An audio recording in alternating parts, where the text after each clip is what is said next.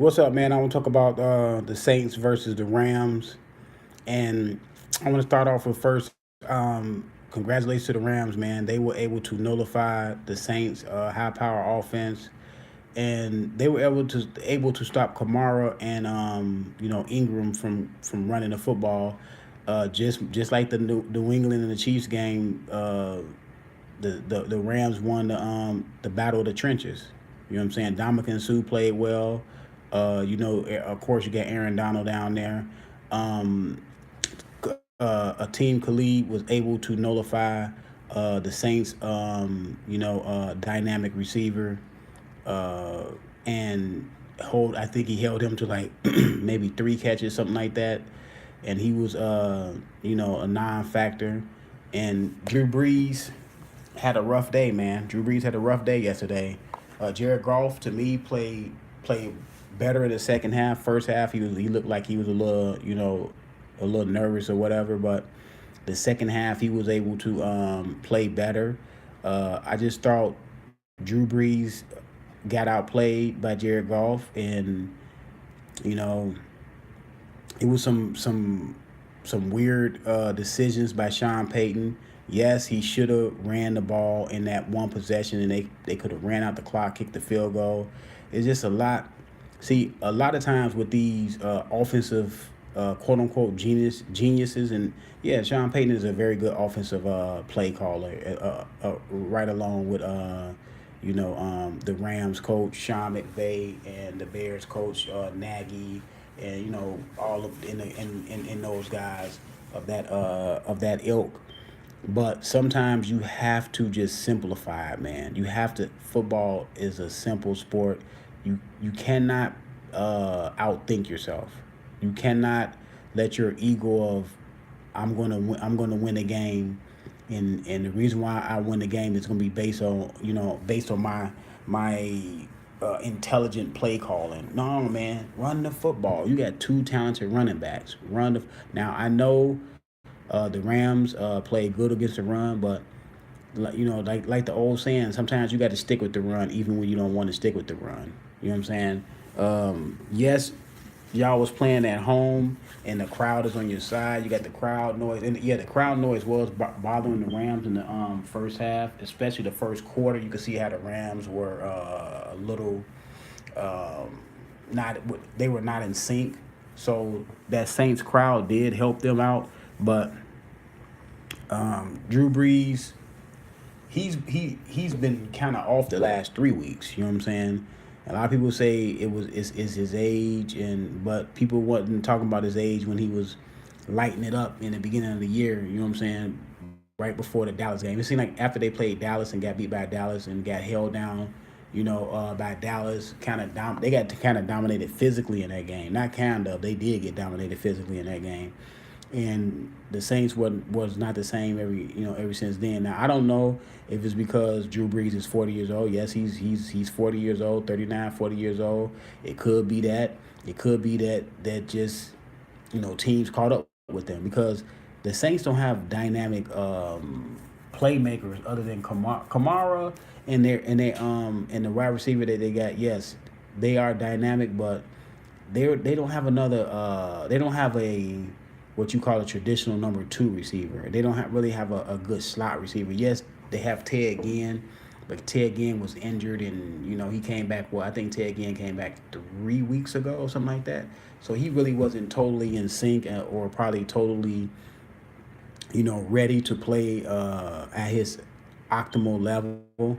And Drew Brees, he he's a good Drew Brees is a great quarterback, but he's limited. Yeah, he's limited in some things that he does. If you keep Drew Brees, moving around and trying to make plays like that, you can nullify Drew Brees. You know what I'm saying? Drew Brees to his core is a pocket passer. And, it's kind of weird to say that because he's a shorter stature quarterback. I think Drew Brees is like 5'11", and usually those guys of that ilk, like a Russell Wilson or a the kid Lamar, up in you know with the Ravens in Baltimore, those guys try to get on the outside to pass the ball. But Drew Brees, he stays in the pocket, and if you could push him off his square, you can flusher Drew Brees. That's just been a knock on him throughout his career.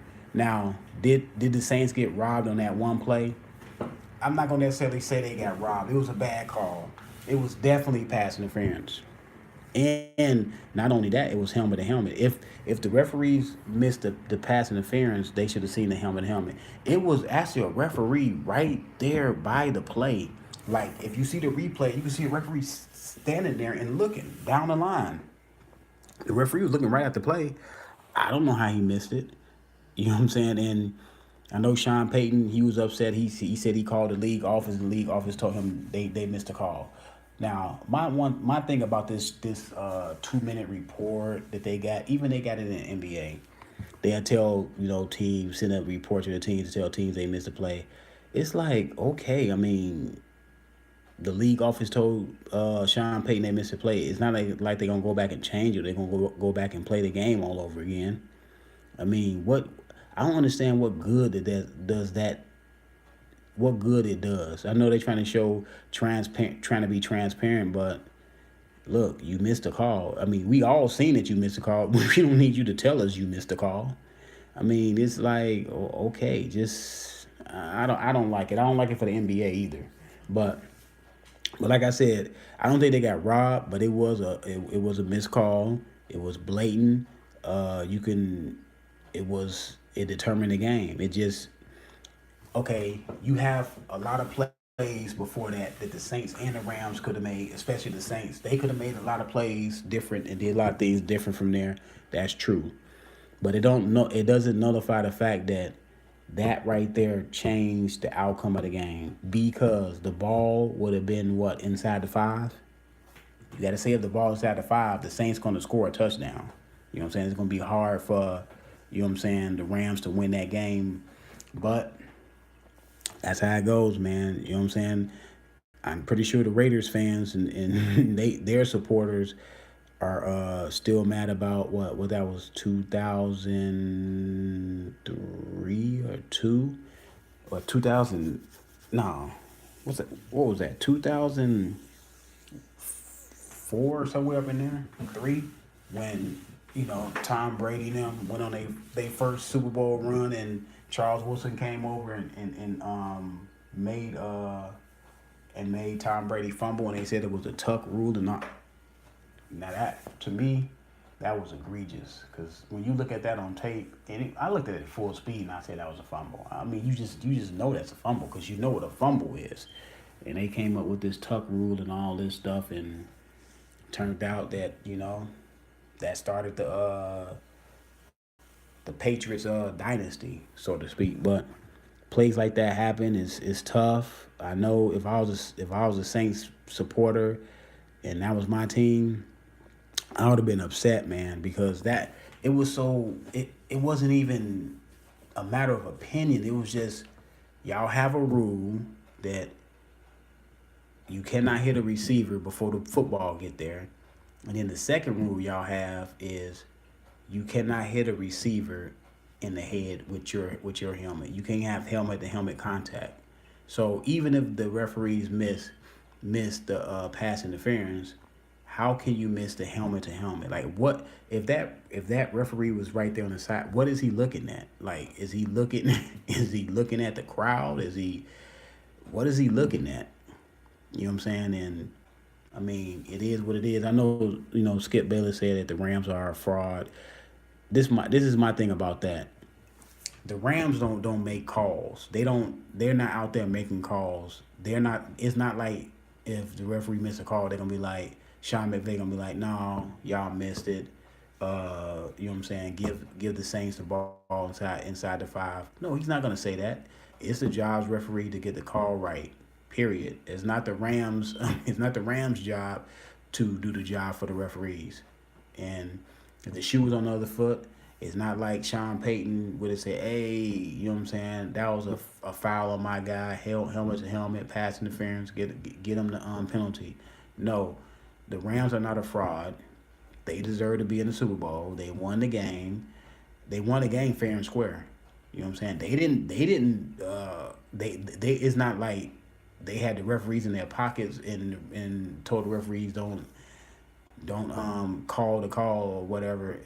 And the Saints was at home, so you would think the home team get a little home cooking, and they didn't even get the obvious home cooking. You know what I mean? They didn't really need home cooking on that play because it was a foul. It was two fouls. But it is what it is, man. Now we got the Rams and the Patriots in the Super Bowl rematch of the greatest show on turf when they was in St. Louis. You know when, the Patriots got fined for taping the Rams walkthrough. And, hey, the Patriots are known for doing a little something up under the table, man. As far as getting the edge. I mean, a lot of professional teams probably do the same thing, but New England got caught countless of times. Like it's like when you get caught, it's terrible. When you get caught, it's not good when you get caught. But let me know what y'all think, man.